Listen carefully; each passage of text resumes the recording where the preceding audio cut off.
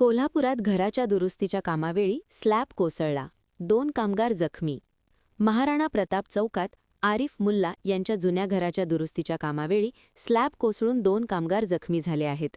गुरुवारी दुपारी 2 वाजता घडलेल्या या अपघातात स्वप्नील खुराडे आणि वैभव कदम हे दोघे स्लॅबखाली अडकले होते.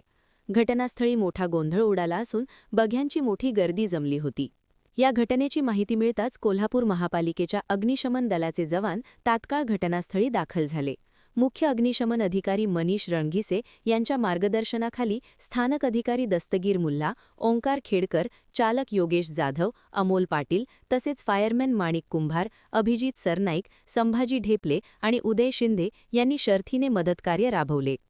जखमींना सुखरूप बाहेर काढून सीपीआर रुग्णालयात दाखल करण्यात आले असून त्यांच्यावर सध्या उपचार सुरू आहेत.